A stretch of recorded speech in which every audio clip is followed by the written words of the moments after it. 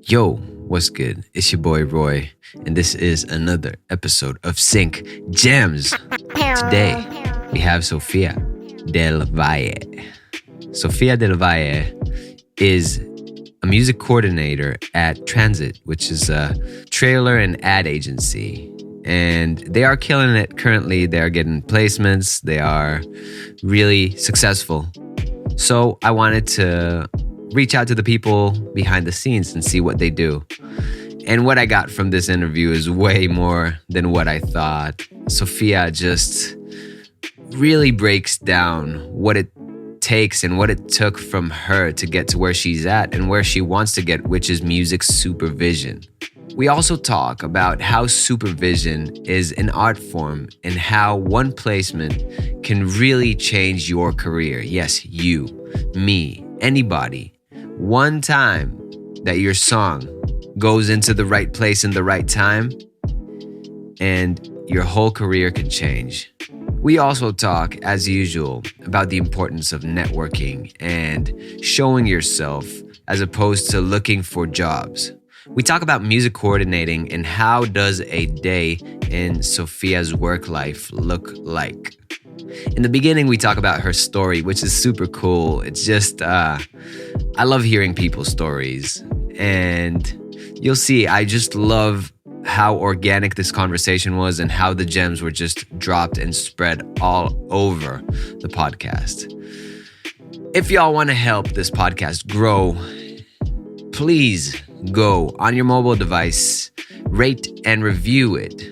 Rate it if you're on Spotify. You can go and 5-star it, and review it if you are on Apple Podcast, and you can give it a 5-star review and also talk about how the podcast has helped you on your journey. This really helps. Again, thank y'all for listening to this podcast, and yeah, let's get to it. We are recording. Sofia, what is up? Hello, Roy. Not too much. I'm so happy to have you on the podcast. I mean, just like the way that I choose my guests is just, it's, of course, it's achievements, but it's the second I see an achievement, I want to look at the person. And when I look into your bio and into your just like the way you move and you write, it makes me happy. Well, thank you much. Yeah. You're referencing my LinkedIn bio? Yeah. And then I have to give a shout out to my dad. My dad is the reason why I have that. He said, your about section on your LinkedIn is really lacking. You need to beef it up a little bit. Whoa. I said, Dad, does anyone even read those? Are those even that important? He said, no, yeah, you definitely should. You should put something in there and tell your story a little bit. So thanks, Dad. Shout outs to dads. I hope you are listening to this because we're going to talk about you. I'm actually, this is going to happen because, yeah, okay, I'm writing it down. We're going to come back to that. But Sofia, tell me about you and your story and coming to LA. You grew up in Massachusetts, so I'd love to hear how that all ties to your current love and work with music, with coordinating, with doing what you are doing now. Yeah, sure. I guess first things first, the move to Los Angeles was directly inspired by the summer I spent here. I had an internship in 2017, going into my senior year of college. I was at United Talent Agency, and I'd never really been to Los Angeles prior. And then I spent 8 weeks here, and I just said, okay, I definitely want to move here after college. And pretty much did shortly after graduating. I graduated in May, was moved out here in October, and was definitely there was a transitional period for sure. Probably longer than I would have liked it to be, but that's what it was. And figuring out what I wanted to do professionally was also kind of a product of it's funny because I talk about this with people all the time, that knowing what you don't like is almost equally, not almost, it is equally as valuable as knowing what you do like. And so my first job, my first professional, entertainment industry job, I was pretty miserable. But the silver lining was that it helped me sort of redirect, helped me hone in, okay, well, what do I want to do? If it's not this, then what is it? And by chance, my sister recommended that I watch this one show called, well, it has a cuss in it. It's End of the Effing World. And it's a British kind of dark comedy love story with really, really a great soundtrack. And I remember just being kind of struck by it. I don't know why that show in particular. Music in media is nothing new. This is a newer show, but something about that show, I don't know. It just, the light bulb went off. And I remember I Googled who did the music for the show. It was this man, Matt Biffa. And from there, anytime anyone asked me, oh, what do you do? I said, oh, well, I work in production right now, but, and then I had my little spiel about what I want to do, which is music supervision. That was 2019, end of 2019. And so between 2019 and today, I've been at my job now for about a year. I would say that there was about a 2.5-year period of just networking, talking to anyone and everyone who worked in the supervision or sync spaces.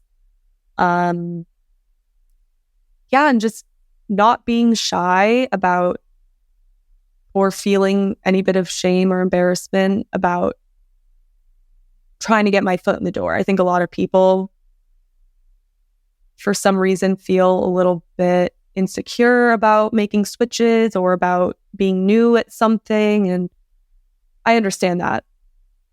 It can be intimidating or nerve-wracking, but I would just tell everyone, hey, I want to be a music supervisor. Will you take a call with me? I just want to talk to you. And yeah, that was kind of the onset of me sort of discovering, okay, that this is what I want to aim towards. So, okay, I actually want you to take it way back. Like I wanna so it sounds like, and this is a bit psychological. I'm just throwing a stone here. Is family a big thing for you? Like, is family very important to you? Yeah. Okay. Absolutely. Do you think it's because the way, like, you grew up, you said that you speak Spanish as well, like off air, you told me you speak Spanish. And I just want, the reason I'm asking this is because we take a certain set of, like a certain skill set with us, right? Having that in Hebrew, or it's a very known Jewish term, like chutzpah. Like putting your foot in the door is like, it's a way of saying, like, having that grit to follow what you believe in. It has to tie with principles as well. So do you feel like these were things you were taught? These were things you have just had as you were brought up? Like, where did it come from? Oh, I mean, absolutely. Everything I know, more or less, things I inherited from my parents. I didn't know you wanted me to tell my whole life story. I'm happy to do that, but we'll be sitting here for a while. But no, my parents are a huge part of any and every success I've ever had. I mean, I grew up doing theater, and I participated for a number of years in this pretty intensive theater summer program. You had to audition to get into the program, and then on the very first day, they did a second round of auditions for whatever that year's show was. And I remember one year I got so close to getting the lead. And then remember they posted the list, and I was young at this point. I was maybe 12. So bear with me here, but and then they post the list and it said my name under the list of ensemble. So I went from being a contender for the main female lead to getting nothing. I remember I got home and I was devastated. I'm talking to my parents, and my dad, he's a funny guy and huge, big sports guy, loves football, was a huge fan of Tom Brady for a while, and said, you know what, Sophia, you think Tom Brady, every time he lost, he just gave up? No, he was going to be the best no matter what position he was in, even if it meant being the best person in the ensemble. He's going to be the best regardless of where they put him. So he was always using sports analogies to kind of... I can hear that in my head as you're saying. So, yeah. My parents were always hammering into me, just kind of the stereotypical parenting, I don't know what you want to call them, proverbs or whatever, but, if at first you don't succeed, try again. Or just various bits of advice, more than various, many bits of advice. And on top of that, they also both kind of work in the hiring space, not in the same industry. But so as far as passing along professional wisdom and tips, how to structure a resume, how to write an effective cover letter, how to network, all of that I pretty much learned from them. I mean, on top of the fact, I personally enjoy networking, or I do now. I didn't always, but I've learned to kind of lean into parts of my personality that make for effective networking. And, my personality, that inherently from my parents. So my parents passed a lot down to me as far as just being tenacious, being bold, taking risks, and not being defeated by no's, using it as data collecting, basically. Oh, I got a no over here. All right, well, that probably wasn't going to be a good fit anyways. Like, there's something to be gained from every no that you receive. No matter how badly you want it to be a yes, oftentimes there's a reason why it was ultimately a no. Oftentimes it has nothing to do with you on a personal level or on a level. Yeah, there's so many factors, and I think a lot of people are quick to just say, oh, maybe I'm not cut out for this, or maybe I'm not good enough to do this. It's funny, you were talking about Rick Rubin's producer? Engineer. Yeah. And I think that a lot of people, the higher up they get, or the more successes they have under their belt, in fact, that's when the imposter syndrome really starts to kick in. But imposter syndrome is real for really everyone at any level. But I think really not letting that negative self-talk or letting those classic feelings of imposter syndrome cloud your ultimate agenda or your ultimate goal. It's important, and it's not easy, but it's just... I really do believe that anyone can do mostly anything, within reason. Am I ever going to be a professional basketball player? Probably not. But am I going to be a music supervisor someday? Am I going to be a music supervisor in the next 5 years? Yeah, I absolutely will be. And I think it's just that's step one, is just kind of owning it and really leaning into it. Yeah, I'm huge stuff here, because this podcast, you need to understand, Sophia, this is a parenting podcast for composers. This is what it is. Like I feel like the biggest thing, the biggest piece of advice that is that comes back all the time is keep doing what you're doing. You know what I mean? Like you have to persevere. You're gonna get a lot of no's, especially in music. Like it's inevitable that you're gonna get a bunch of no's, but all these no's are worth that one yes that you get from the right spot, from the transit that gets you that one placement. Because like these placements, and you know it, can be life changing. Literally, for a composer, they can be your house. Like this one yes can be a house for somebody. And if y'all think I'm over exaggerating, just ask people, like what does it look like to get a really big placement? And these things tie in straight into what we're doing. So yeah, you were talking about, are we going to talk personal? Are we going to do this before we were going on the podcast? We do everything because like the personal is what it takes for you to succeed as a basketball player, as a whatever.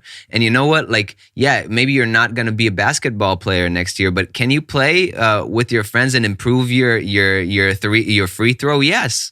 You know what I mean? Like it's just the imposter syndrome is such a real thing. And I was actually planning on doing a podcast just about imposter syndrome, and the fact that everybody experiences at every stage of their way, they're experiencing it.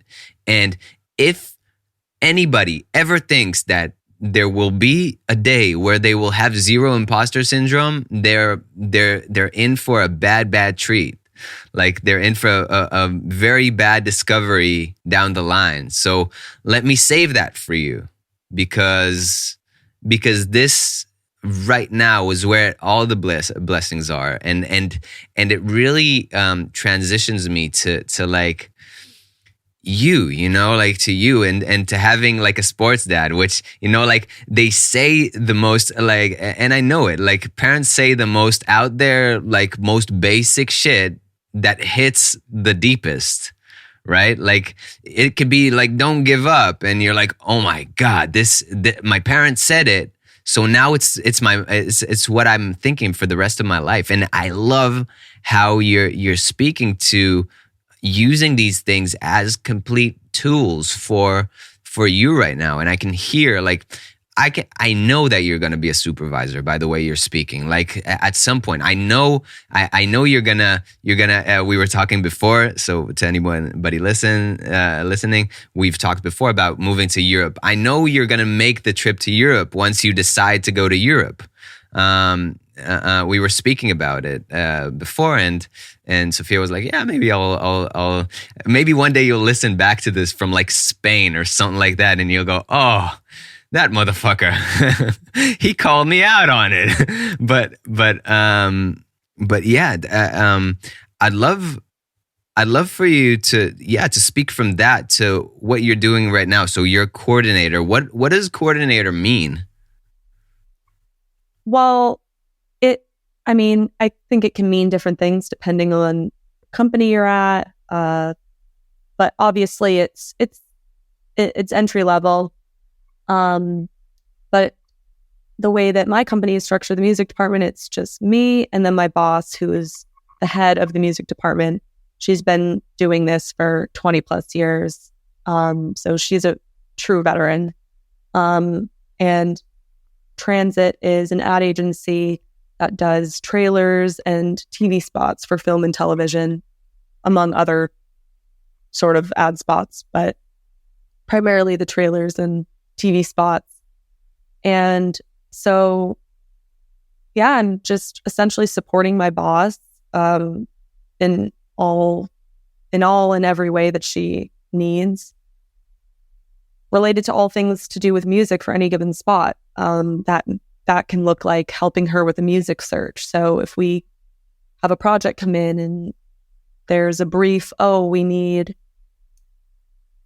we need a happy pop commercial track, or we need something dark, kind of disco sounding, helping her pull ideas. And that's obviously kind of the most fun part of the job, I would say, is actually getting to search for music and pitch. But even that can be frustrating, not so much from what I've experienced, but you can, if you're a music supervisor or you're my boss, for example, you can pitch hundreds of songs for something, and it can take that many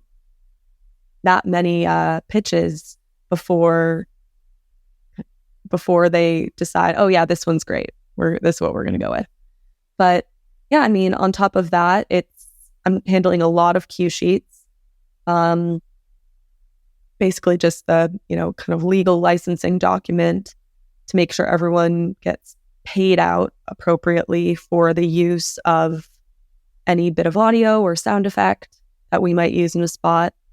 I'm listening to a ton of music all day. I get so many emails about new music releases. It's honestly overwhelming because I want to listen to all of it. And so I try to listen to as much as I can, but there's only so many, hours in a day. And then I'm listening to and downloading a lot of trailer specific music for our company server, because editors are always looking for new, fresh, cool sounds. And so over the last year of having worked here, I've become somewhat familiar with some of the libraries and labels that produce, in my opinion, or maybe not just in my opinion, but just they're kind of our go-to people. And so anytime they put out an album, I immediately download it. I post it to the server. I send out a blast, typically once a week, with new albums that are added to the server. I'm collecting my favorites for the week that I will send. And then it's, really whatever the needs are that day. That's kind of the fun thing about this job, is that at any given day, you kind of don't know what you're signing up for that day. It can be a day where it's pretty mellow. Like today, for example, I was just listening to a ton of music. I was kind of sorting my music, trying to organize things in a way that make it more effective for when I do need to help with a search, having it just not be completely just the library of songs. As I start to build up my library, having there be a bit more structure to it. I'm organizing more music. A big project that starting to chip away at is filling in some blanks as far as trailer music releases from the COVID years that maybe we missed. So trying to retroactively add all of that. And yeah, just handling music assets as they come in. That's pretty much the gist, I'd say, of what my job is. Hopefully I didn't miss anything. I mean, and then, yeah, when there's downtime, I can watch the projects we have on the server, which is really cool. Another really cool part of this job is get to kind of see and hear a lot of content before it hits the general public. I get early access to a lot of album releases. I get whatever movie or show comes in that we work on, I can watch on the server, which is really cool because they're not even in the finished stages yet a lot of the time. So there's a lot of activity here. Wow, these are things that I didn't know, by the way. Like a lot of these things are things I didn't know, and I'm sure people who listen to this, it's just like, as an agency, you have like a few. First of all, you have a person. If you get a placement from a certain agency, you have a person who's listening to your music most likely and passing it on. So that's a good thing to know, because I mean, the way that initially people see it as is like I send my music to a label, they send it to somebody, that somebody places it, and that's it. But that somebody is the most crucial part, like that middle person between the label and the ad is you, basically. Yeah, I'd say that's partially true. I mean, I in some cases, not in all of them, of course, but a lot of the time, there's a lot of back and forth. So, but yeah, for sure. Generally speaking, the music supervisors, and that's what really drew me to this area of work, is that, well, a few things. One is that, as you were saying earlier, a big placement can change an artist's life. And especially, maybe during COVID times where people aren't touring and their concerts aren't happening. If you can sustain a career on sync placements, then you're doing well. There's, especially in ads, there's so much money in ads. It's pretty absurd. So yeah, I mean, getting your song in a big trailer and a TV ad spot, especially if it airs, multiple times, that is serious. That is real money. And so, yeah, that was one thing that I liked, was that, and you see it happen kind of randomly sometimes, or how it happened with Stranger Things, with Running Up That Hill. Just not random, I mean, it's a great song, but it was sort of a resurgence of a song that had maybe been a bit dormant for the last however many years, 40 years. I'm not exactly sure what. Can you tell the story? Can you just tell the story about what story? About the song, like what you know about it, your take on it? Well, yeah, I mean, they used it in Stranger Things, and obviously Stranger Things is a very popular TV show, and it took the internet by storm, and it hopped off on TikTok, and everyone. I want to say it was one of the most streamed songs because of its placement in Stranger Things. And obviously, I think that back in the day when that song came out, now I'm curious when it came out. I want to say sometime in the 80s. That song had seen some success at the time it came out, but then just a huge surge. I think Kate Bush even said something like, she was completely, I think, caught off guard by how people received and, the positive reactions she got from just that song being used in that one episode. Maybe it was multiple episodes. I can't lie, I don't watch Stranger Things. But yeah, I mean, it's just, it can completely transform the shape of someone's career or their trajectory. And so that was one thing I really liked about, or one thing I was drawn to about this part of the music industry. And then also that because I think a lot of the music industry, as with many industries, it's kind of about trends and about what's cool. And obviously there's an element of that in music supervision, but also it can also just be about getting the right song, no matter who sings it, no matter what year it's from, no matter just what is going to fit and be the most effective in this spot. To me, was a huge draw towards, where in music do I want to be? Although to be honest, I've never really considered other areas, because just when the light bulb went off, it was shining bright. I was kind of a one-track mind from that point forward, but sort of the further along I got, the more I realized how I had tapped into something, maybe without even totally realizing it, tapped into something that I thought that I now know I think is really perfect for and caters strongly to my interests and my natural love of music. You know, I listen to all sorts of music, and so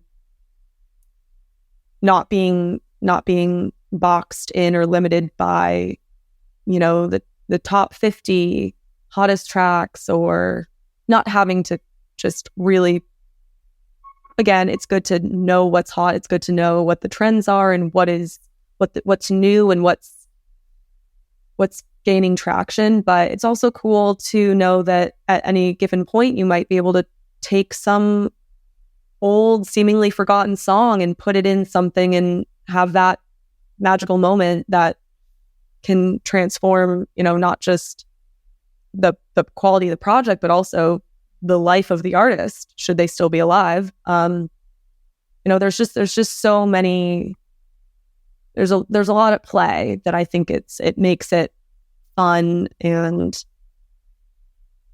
it's just exciting. And, you know, there's nothing, it's kind of an indescribable feeling, you know, when you're watching something and the perfect song comes on, and it's just that perfect marriage between what you see and what you hear on the screen. And it's, you know, it's kind of like, it's almost drug-like, you know, it feels very euphoric. It feels, you know, doesn't feel real. Yeah, 100%. I mean, I think that's the genius of great film composers as well. They know how to just create a world from one track. I feel like the 90% of the reason I cry in movie scenes is because the movie is the music hits so perfectly with the scene. Like I remember it's a bit of a I don't know. I don't think it's a cringe, but it's like The Pursuit of Happiness, or like Shawshank Redemption, when he comes out of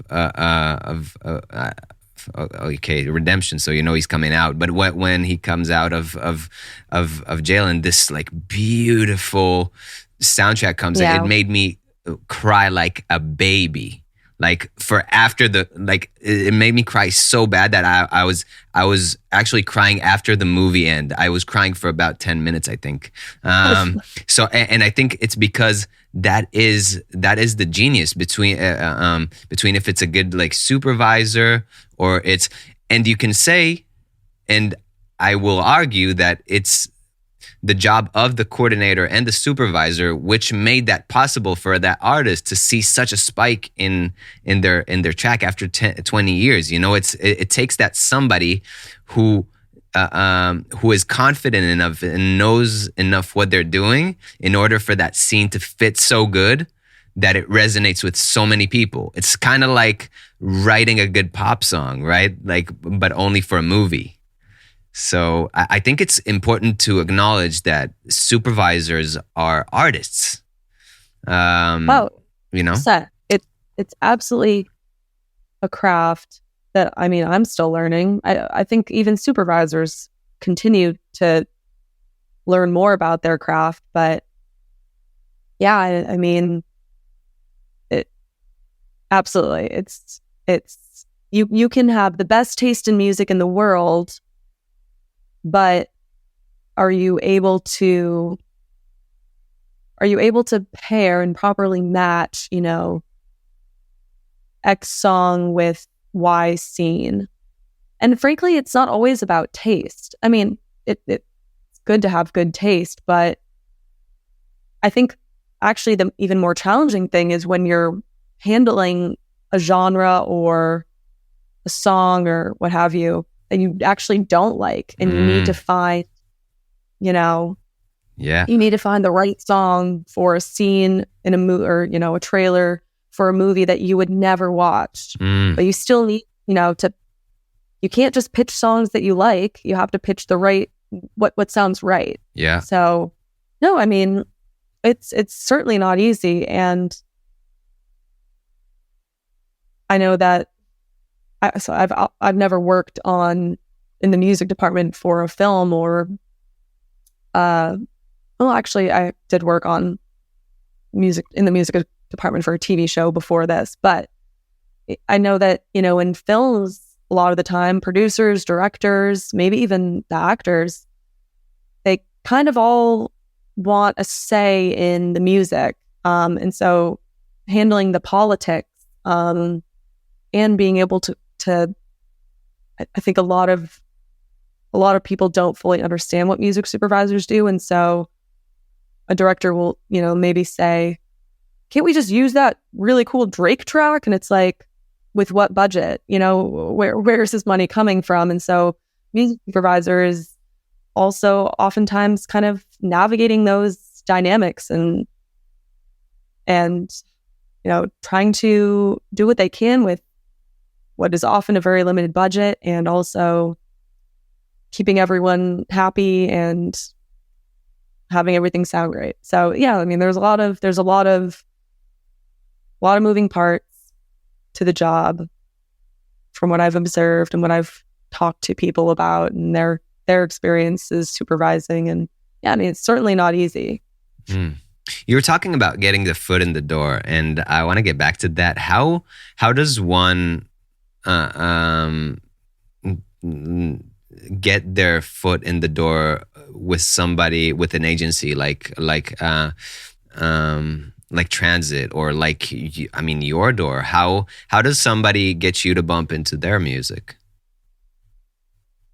Well, so are you asking from the perspective of an artist, a composer, or who wants to do what I do? I'm actually asking from the composer side. So like, if somebody, let's say, I want to work on your next project, of course, what does it take from somebody to be in your mind? Let's just put it that way. It's a good question. I mean, and keep in mind, I'm obviously still new to this. I think a lot of it. You're gonna laugh at this podcast in 5 years. I'm telling you, I'm gonna share this podcast with you, and you're gonna laugh your ass on it. We're gonna watch it together when I'm in LA, and we're gonna laugh. Okay, let's go. Keep going. Oh boy. I think a lot of it is relationship based. And I mean, to be totally frank, I don't know that much about what it means to market yourself as a composer. I think I can, if I'm going through emails, for example, there's a reason why I click on this email and scroll through that and maybe click the link to the music that it has over another one. And it's maybe not thinking super consciously about it, but I think that effective marketing, whether it's for a company or an individual, that makes a huge difference. But I also think a lot of it is relationship based. I think that, if you meet someone or have a call with someone, you meet for a coffee or you take a call or a Zoom, you're more inclined to think of that person when you're in need of X type of track. And obviously the composition needs to be good. I think that goes without saying. I don't know the first thing about composing, but let's assume that we're only handling or dealing with good compositions, good pieces of music. And at that point, I think it's developing relationships. And again, I don't know what it means to be a composer, but I imagine that having a reel is a very effective way of marketing yourself, or a website that shows your other placements that show that you're a credible composer. Having a website that's clean and that looks nice and has all your placements, visually laid out. I think that those are all really important things to keep in mind. As few words as possible, I want to say. Just and making it almost foolproof, not even just for someone in my position or someone in my boss's position, but I think to do this for other people too. Just have everything spelled out. Don't let there be any room for questions or confusion.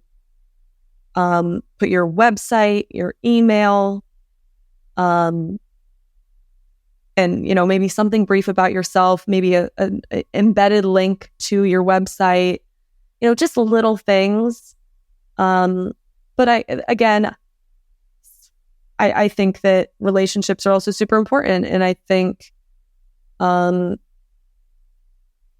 if I have a call with someone or I have a meeting with someone and, we have there's a good connection there or good synergy or whatever, I'm sure, assuming they'd been emailing me before, if I go back in my email, maybe there had been 5 emails from them that I had never gotten to. But now that I've met with that person, anytime I see an email from them, I'm going to remember. And it elicits kind of more responses, more action, more, from my end at least. So, truly at the end of the day,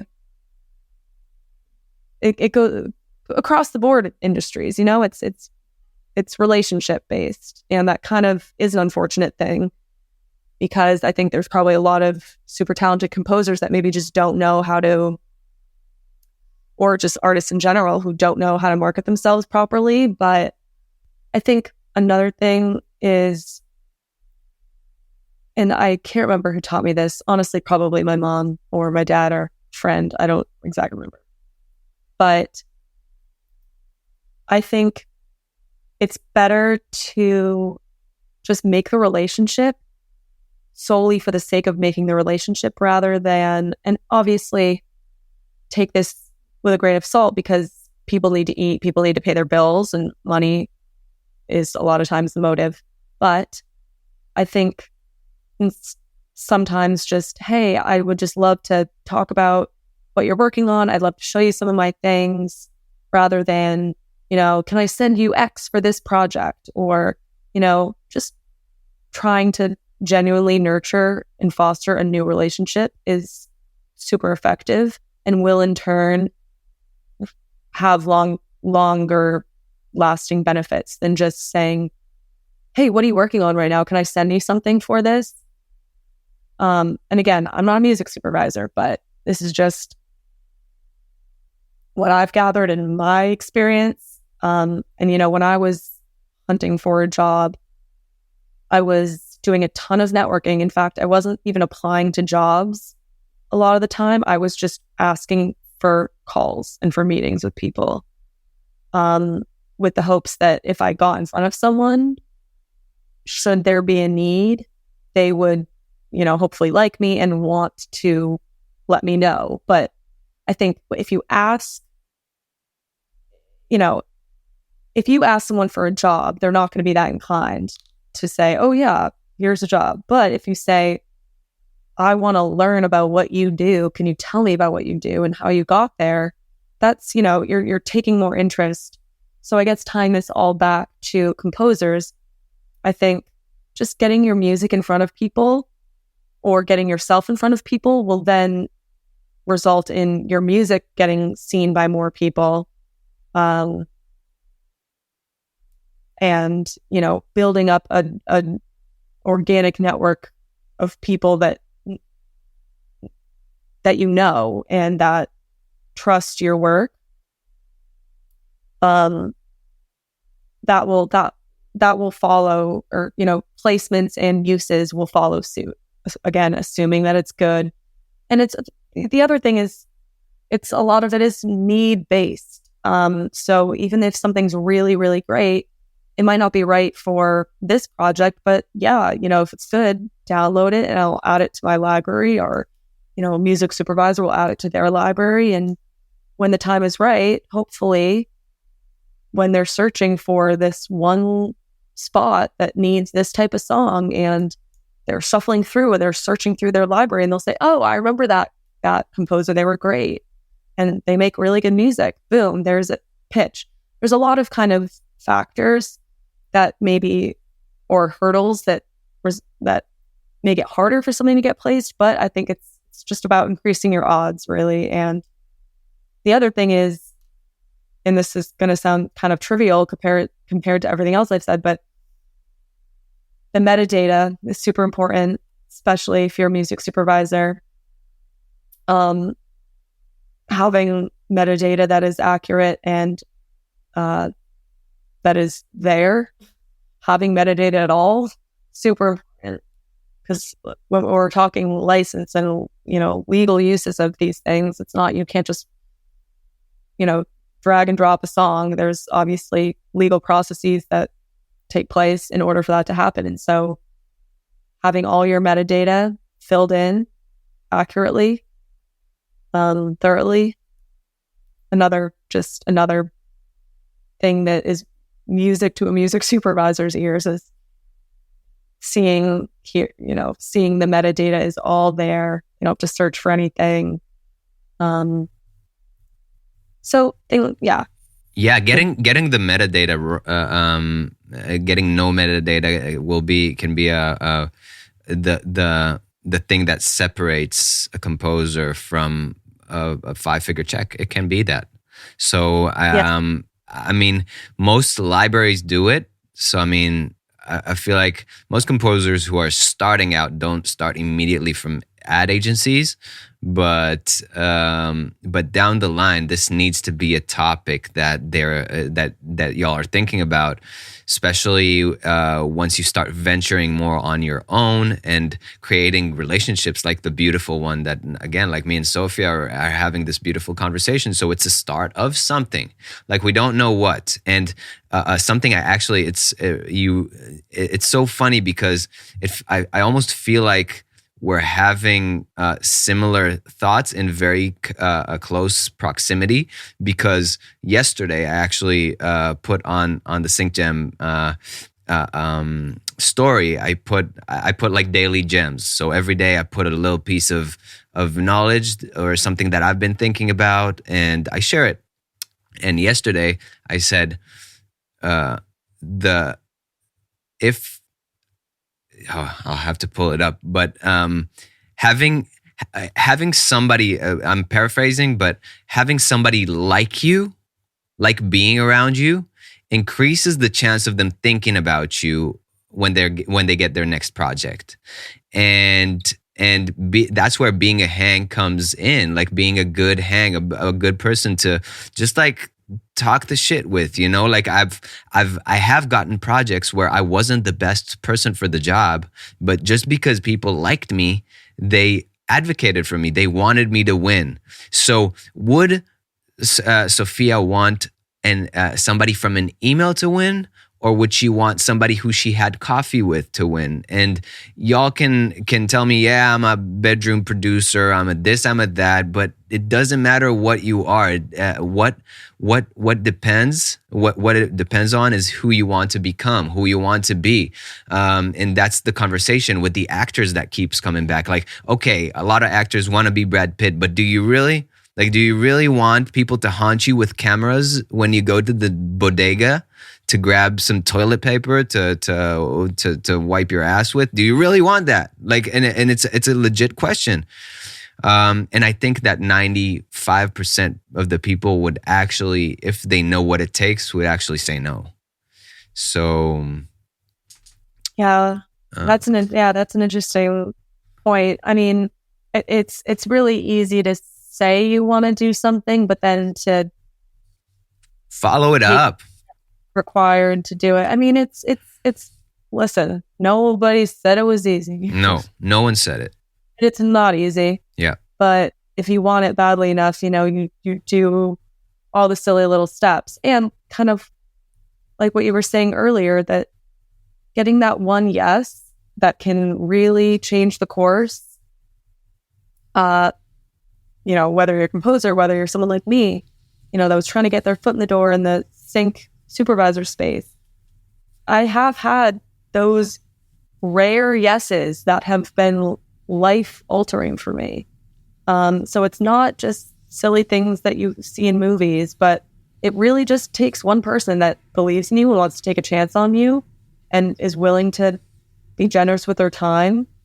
The thing that movies don't show is the legwork. That's the only problem with movies, is that they make everything seem like everything was so linear and nicely put, right? Like eat, pray, love. Like you go somewhere, you fall in love with this guy, you get mentored by which in perspective, it's true. Like you do get mentored on your journey. There's no other way about it.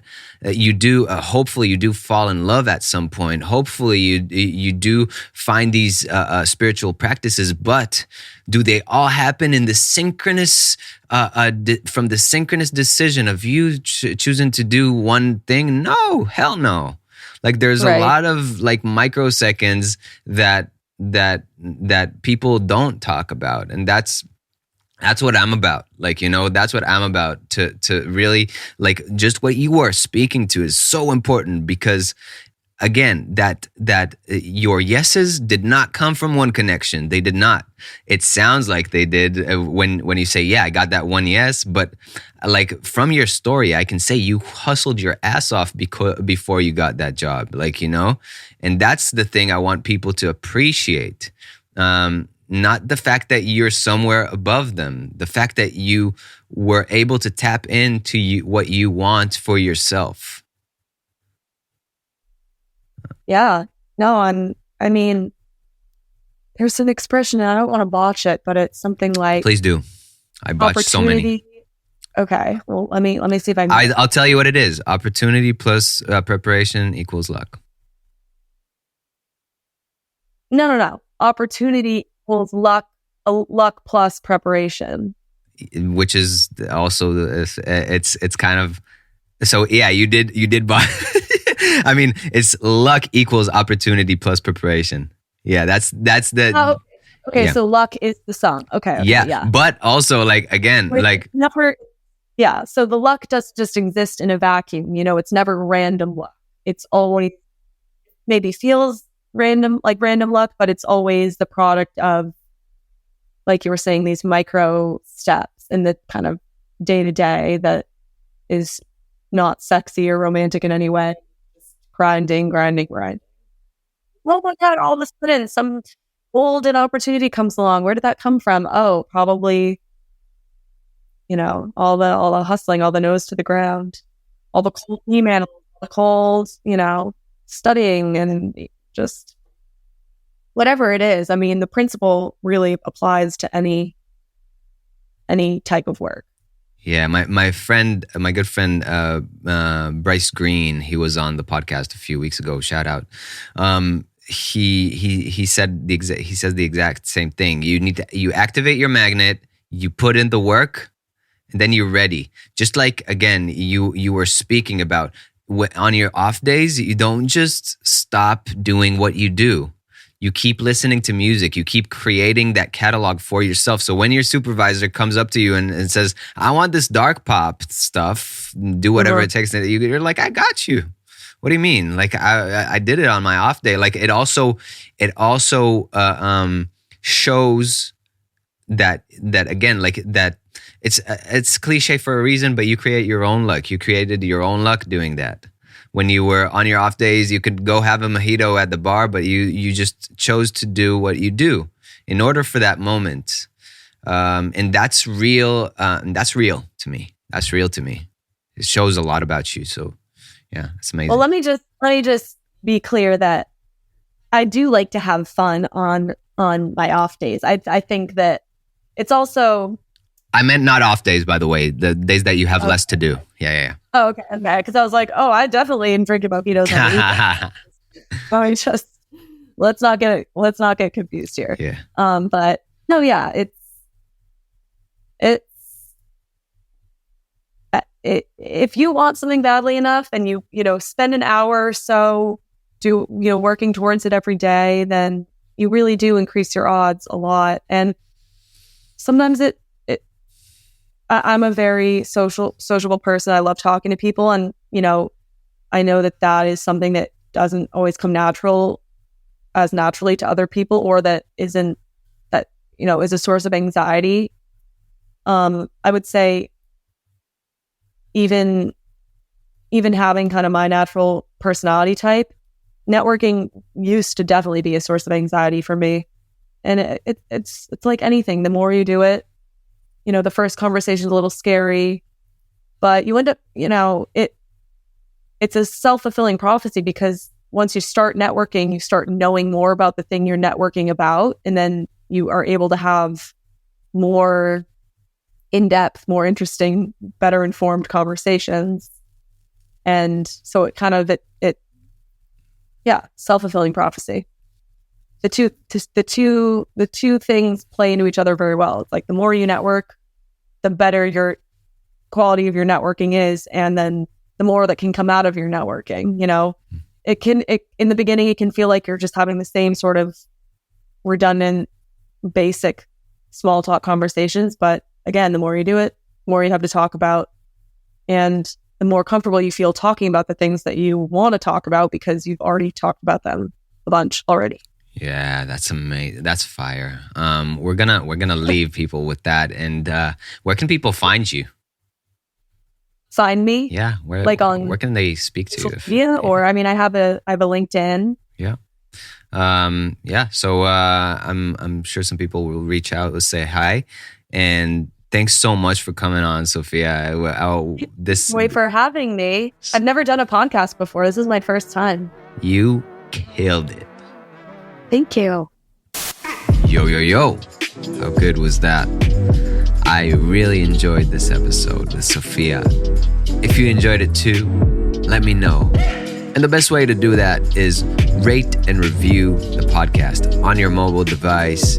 You can go on Spotify, you can rate it 5 stars, and on Apple you can rate it, and you can also write a review. These reviews really mean a lot to me. I read all of them and share them. I will shout you out as well. And also share the content on social medias. This really helps. Hit me up on socials. You know where to find me, at Sync Gems or at Roy Matz, and say what's up. See you at the next Sync Gems episode. Peace.